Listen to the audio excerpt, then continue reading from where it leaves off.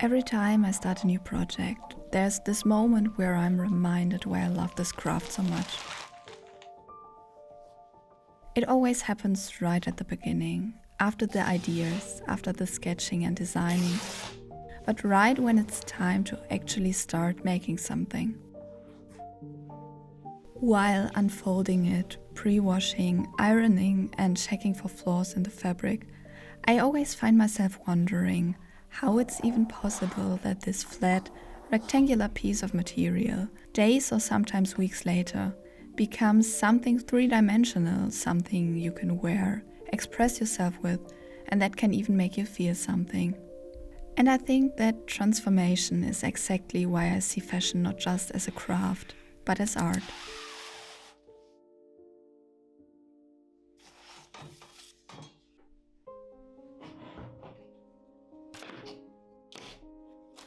Before we can actually get into transforming the fabric into something to wear, we have to work on the pattern a bit. This project will be a dress inspired by all the layers a gown in the 18th century usually had, with all the construction that went into these gowns to achieve a certain shape. This era of fashion feels like pure art to me. And since back then the whole dress was built on top of the base layer, the stays, this is our starting point today as well. I have a pattern for stays that I really like the shape of, but I basically cut off the bottom part of it, the tabs, so the first step is to add them back to the pattern. For this, I loosely taped all the pattern pieces together, draped the pattern around my mannequin, and sketched in all the tabs at the bottom. This way I could see the placement and proportions best.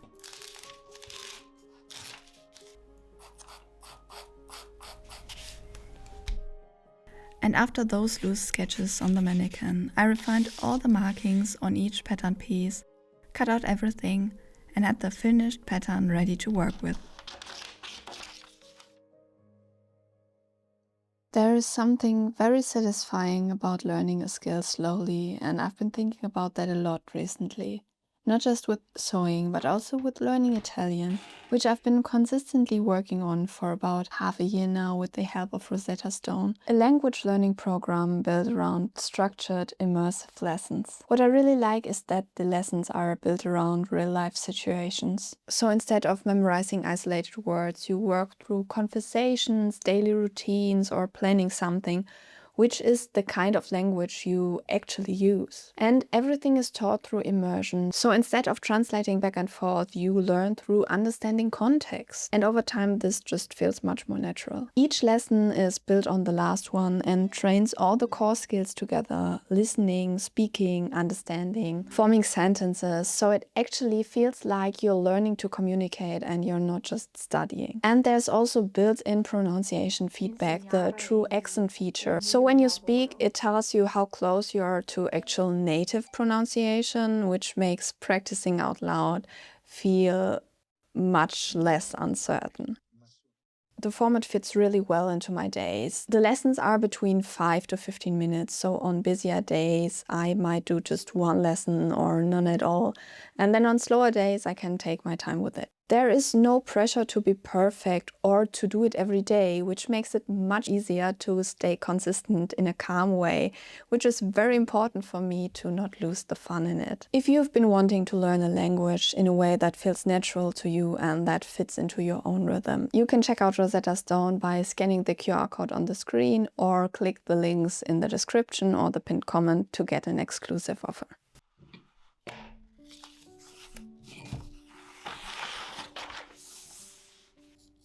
To make a sturdy pair of stays, we need sturdy fabric. Since the silk satin I want to use as the outer layer is very thin, I have to reinforce it a little bit. For this, I first cut out a layer of interfacing that can glue two layers of fabric together.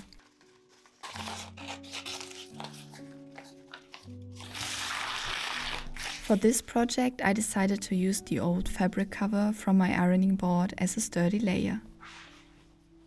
The fabric may have small water stains from ironing or glue bits from interfacing previous projects, but it's still perfectly fine to use inside a dress. I just made sure nothing would be visible through the light yellow fabric later.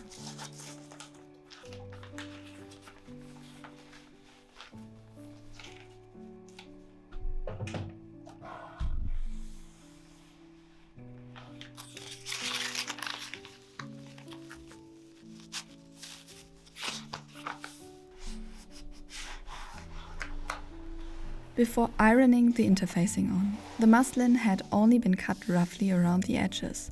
So now that the markings are secured on the fabric, I can cut all the pattern pieces out with the exact seam allowance.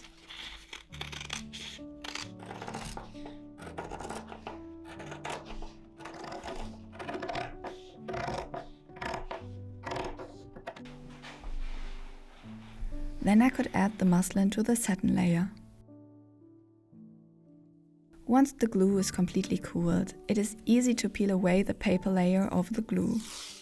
It took me a few tries the first time I did it this way to get the glue to stick evenly to the muslin, but now that I've figured it out, it's a helpful technique, especially with fabrics like thin silk, where I'm always a bit scared that basting the layers could damage them.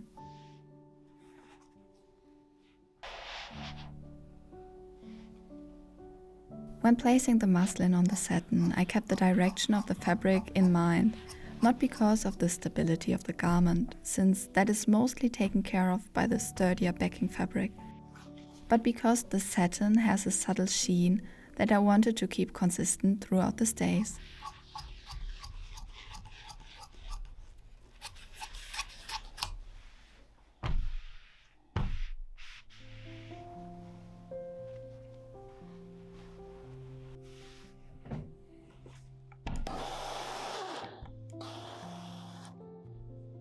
Once all the pieces were placed, I cut them out, adding an extra centimeter of seam allowance all around. I want the inside of the stays to look neat as well, without a lot of extra work, so the plan was to wrap this extra length around the seam allowance later to finish all the seams. At this point I wasn't sure if this would work like I imagined it, but I figured that if not, I could still just cut the excess fabric. Now the first layer of the stays is prepared and we can add the second one. This will be made from an even sturdier fabric, a heavy coutil. Here, the grain line of the fabric is now important from a construction point of view, not because of aesthetics.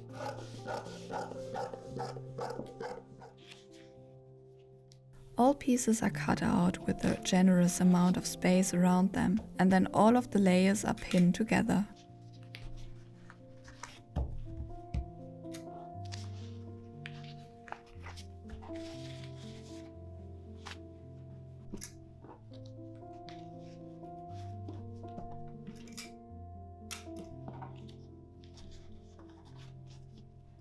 Then all the layers are basted together on the sewing machine. I do this from the top, right at the point where the seam will later be, so that I have a guideline for all the boning channels I have to add. This seam will be removed later before all the pattern pieces are sewn together, so I use a large stitch.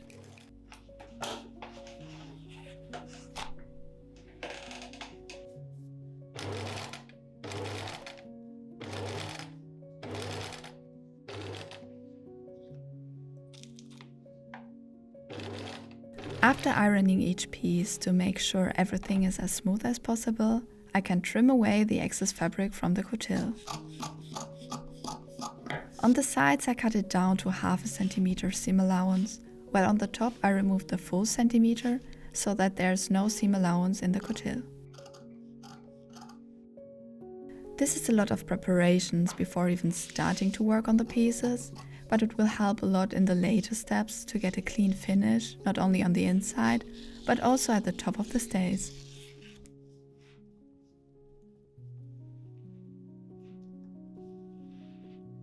Then I mark all the tabs at the bottom, first from the back with a pen and then with the basting stitch, so I have them on the silk side as well.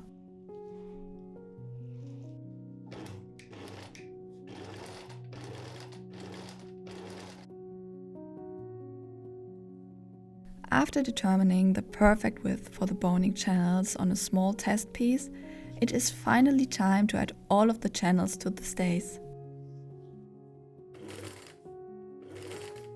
With the needle in the right position and the presser foot as the guide, this takes time, but is really easy to do.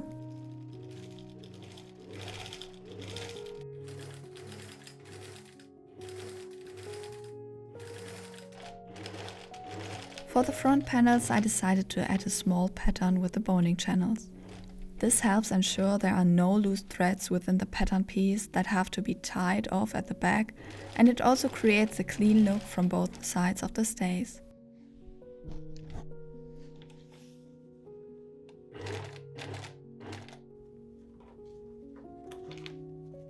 After trimming away all loose threads, the silk seam allowance is pressed around the pattern piece, creating a smooth edge.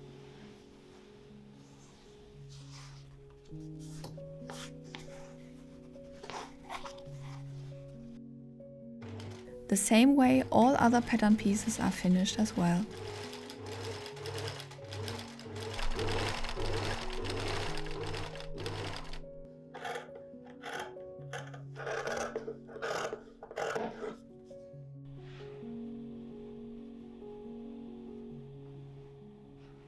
Only the center back piece, which will hold the lacing, needs a little bit more extra reinforcement.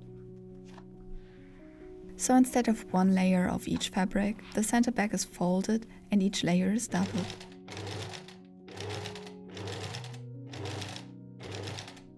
Now all the boning channels are in, and I already love the look of it so much.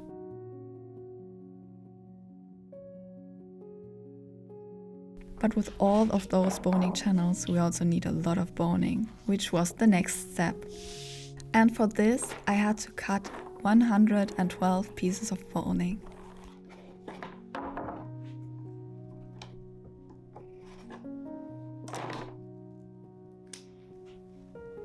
On all of those pieces, both sides are sanded so that they are smooth and easy to add into the stays. And then all of them are pushed into the matching boning channel.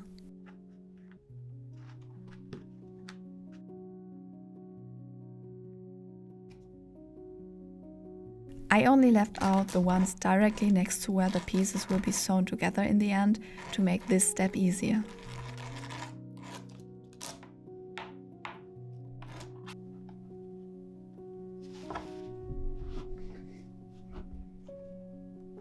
The last thing to do before adding the pieces together was to insert the eyelets into the lacing panels. This is one of my favorite steps because it means I'm close to putting the whole thing together.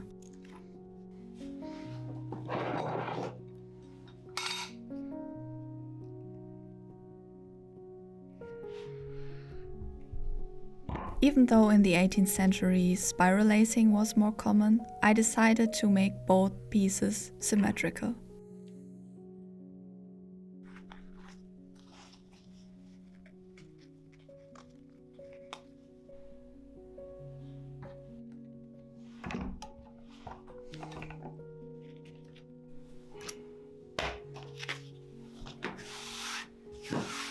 To reinforce the center back, I also added steel boning into the channels around the lacing panel.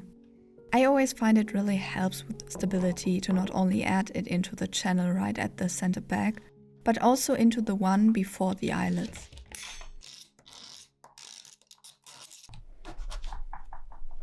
So right now I'm connecting all of the pattern pieces together. I added all the boning I could. And now I wanted to show you something that I changed from what I know about traditional stays. I don't know if this is a common technique as well, but I've never seen it. So maybe if you know an existing pair that has those seams, then please show me because it would be really interesting to see. And the thing I changed is the placement of the tabs. You usually have individual tabs on each pattern piece. So you have this pattern piece, this would have 3 tabs, then you have the adjacent pattern piece, this would have like 4 tabs, and those pieces would be sewn together to a certain point, and then you would have those individual tabs.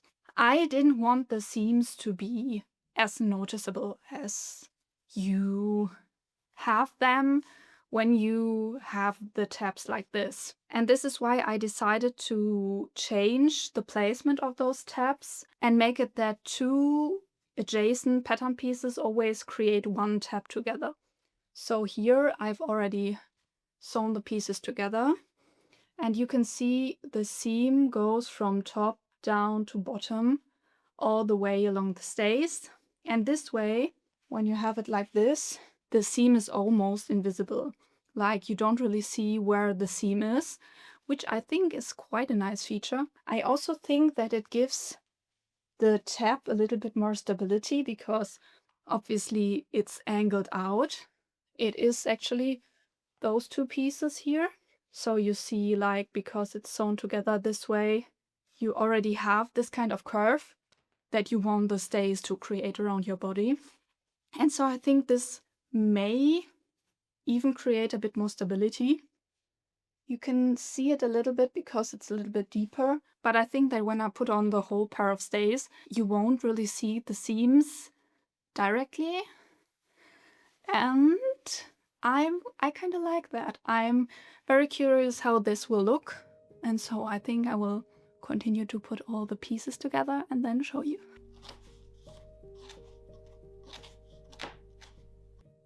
Now the basting thread at the seam can be removed, so the 2 pieces can be sewn together in its place.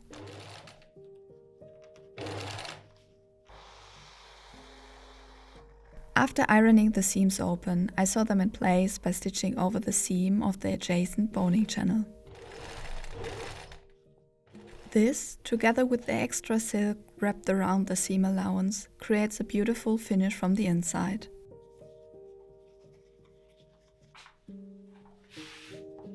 This way, all of the pieces are joined together.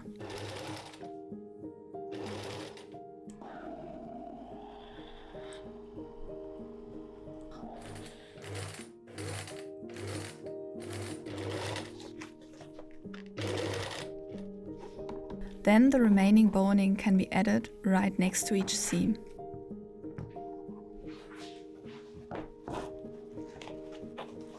Once the stays are completed, I added a long gathering stitch around the top of the neckline. This makes it easier in the next step to wrap the seam allowance around the top of the stays. To achieve an invisible finish from the outside, I stitched the seam allowance in place, making sure to stitch directly along the seam between each boning channel.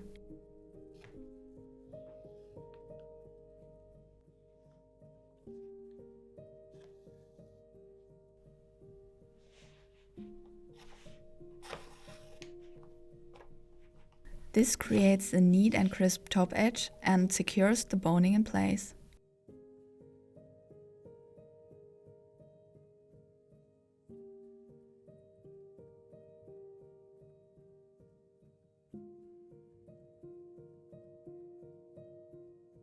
So the stays are done, and I really like how they turned out. It really seems that practice makes perfect, and I feel like every pair of stays I make gets better and neater and more refined. I really like how the neckline turned out with turning the seam allowance inside and so not binding the top. I still have to bind the bottom though, so this will be a lot of work as well. I also really like how the shape of the boning channels turned out. This was something I really liked on my last pair, and so I wanted to recreate it here. The only problem I have is that I think they are too big.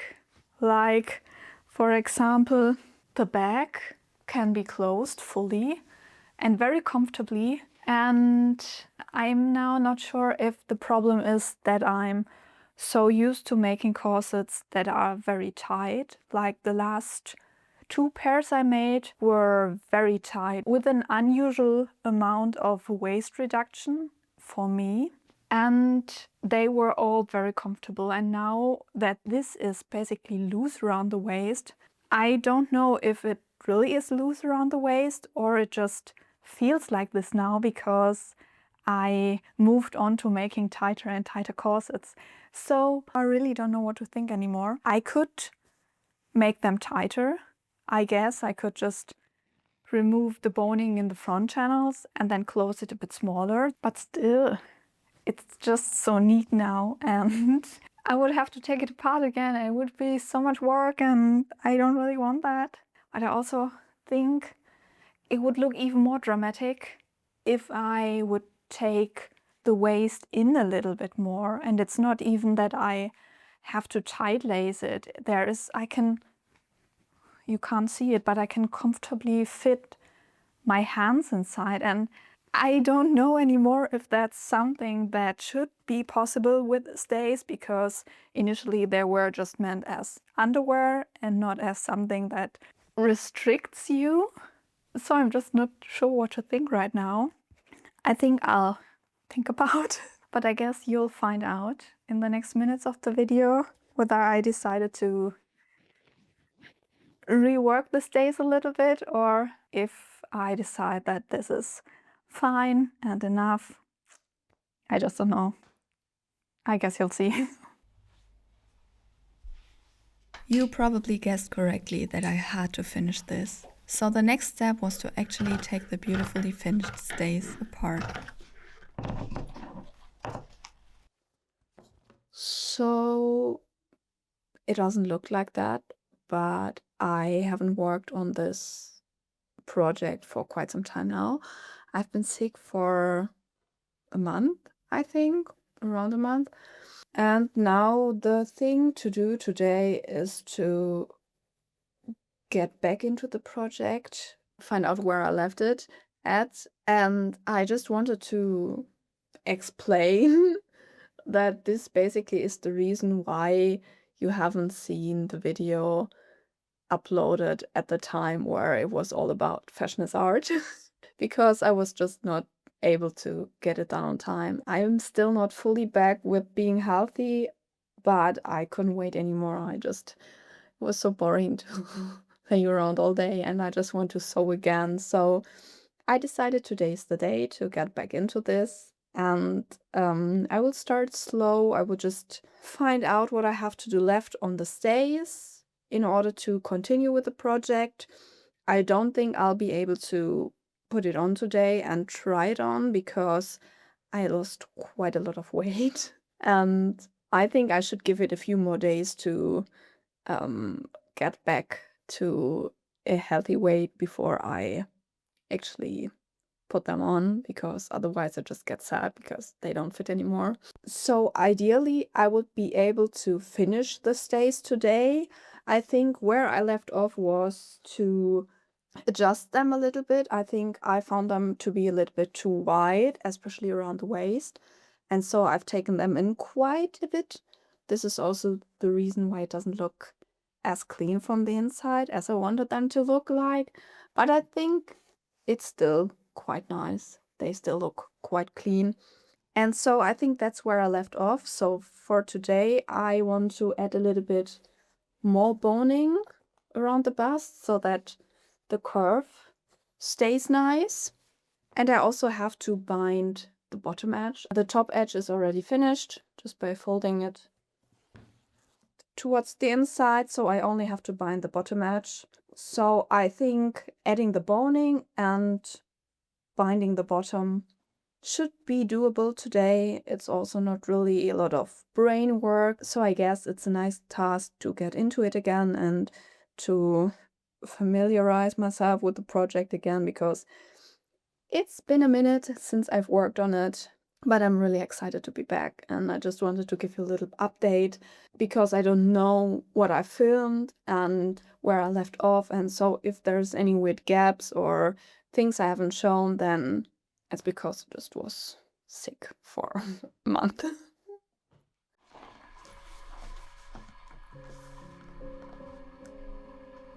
I was so excited to finally work on something creative again, and even though yellow is not my favorite color, it really brightened my mood. For the boning in the front, I created a panel in a similar way to the pattern pieces. The silk satin, the muslin and the cotil were laid on top of each other. The edges turned inside and the boning channels were added. And then, with the boning added as well, it was hand sewn to the stays in the same way the top edge was finished.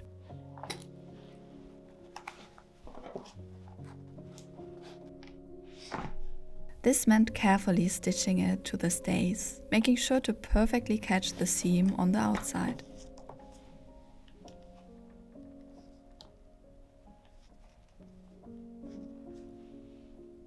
Then the bottom edge was bound with bias tape.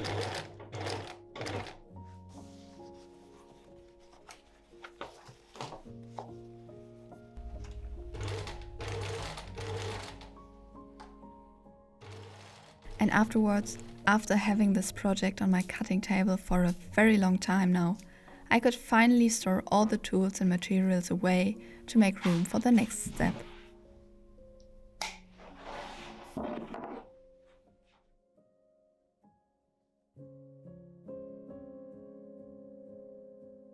It took a long time to finish the stays, but I'm really happy with how they turned out and the shape they are creating.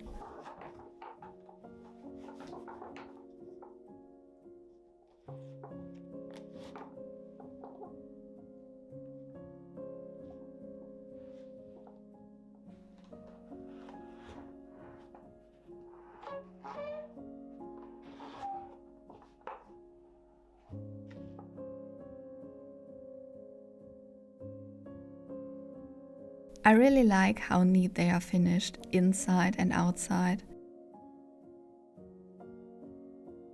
And I'm especially happy with how the placement of the tabs turned out.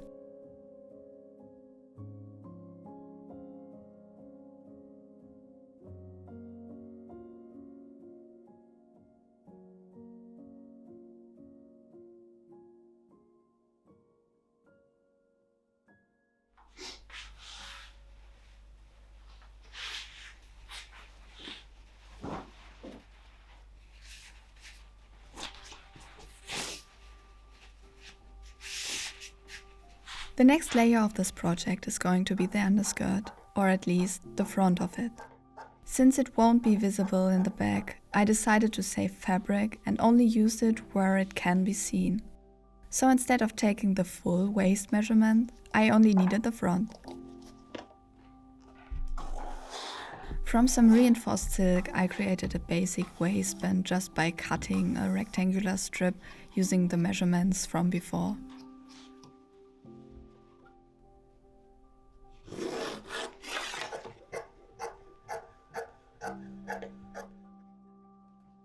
Then I gathered the top of the satin.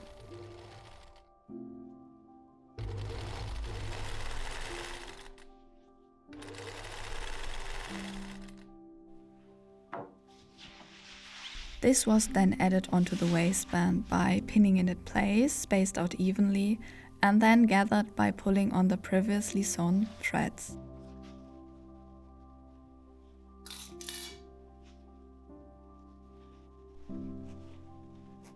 Since I'm not sure yet how long I need the skirt in the front, I decided to leave the fabric on the roll for now until I know where to cut it.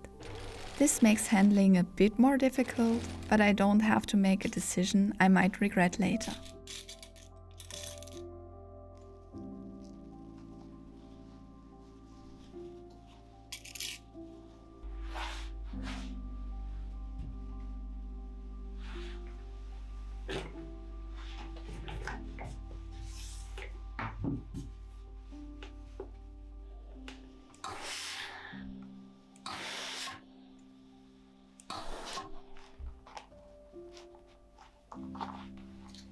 The top of the skirt with the waistband is then pinned into the stays and hand sewn in place. Compared to the stays, this was done very quickly.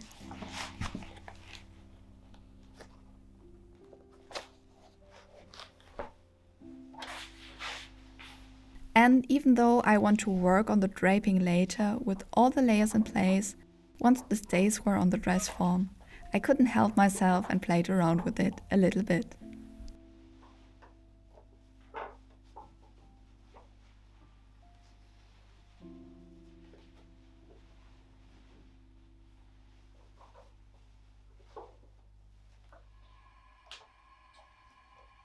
As the final piece of the understructure, I worked on some kind of panier to achieve the dramatic 18th century silhouette. I wasn't really in the mood for a lot of calculating, so I just went with what felt right. Since I wanted everything in one color, I first had to cover the boning with the yellow silk.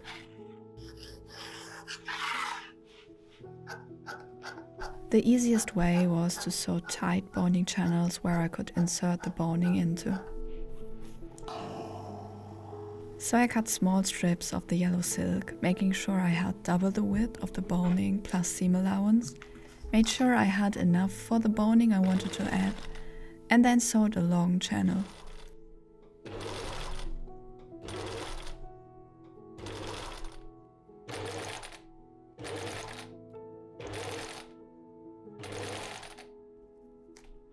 I didn't want any visible seam, so I turned the channels inside out and added the boning in a way that the seam was exactly at the edge of the boning.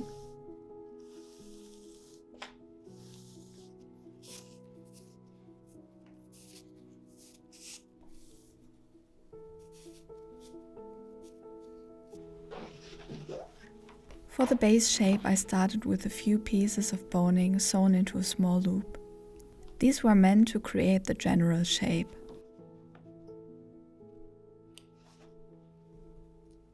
I ended up making 4 for each side.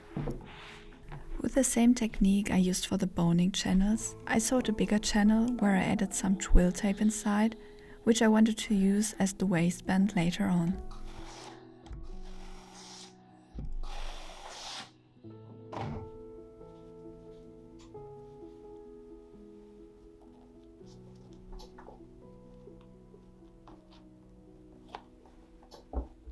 For now I could pin those onto the stays and stick the end of the loops under it to see where I want them to be placed.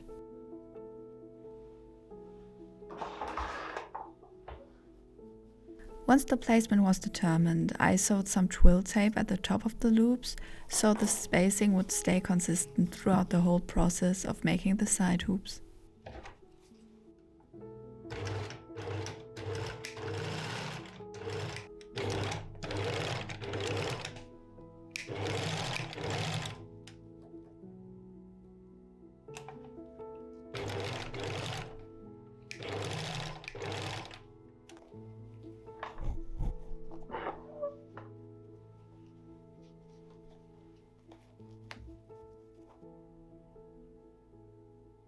Then I started adding additional boning on both sides. I always measured on the existing form I had where I wanted to add the boning and then created it the same way as I did on the loops earlier. The purpose of this was to stabilize the loops so they wouldn't shift and could hold the weight of the fabric later.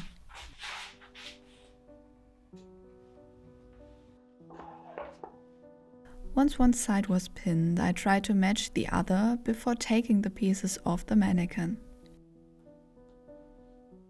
Thanks to the twill tape at the top, everything kept its shape. Then I hand sewed the boning together. Even though I wasn't sure how much of it would be visible on the dress later, I still wanted it to look as clean as possible, so I tried to keep visible stitching to a minimum.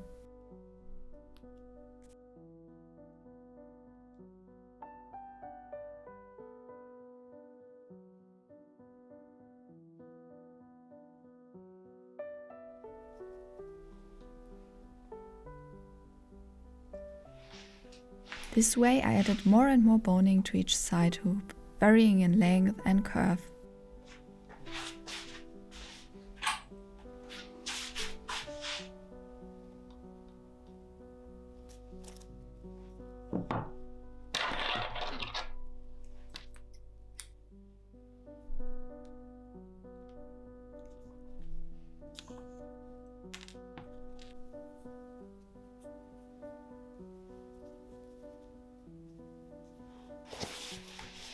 The last piece of boning I added was directly at the front to ensure the transition to the stays would look smooth.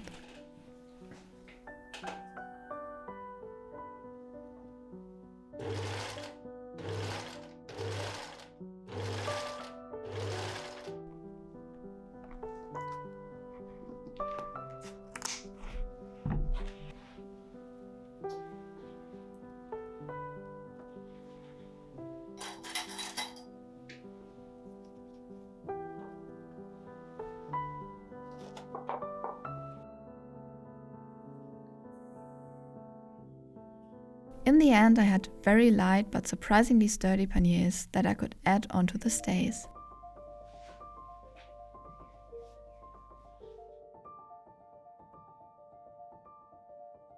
Seeing all the layers of the under construction together was really cool and made me really excited about working on the outside of the dress.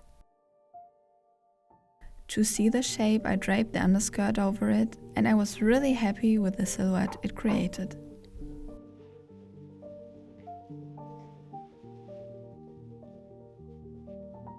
So this is where I leave you now with this project.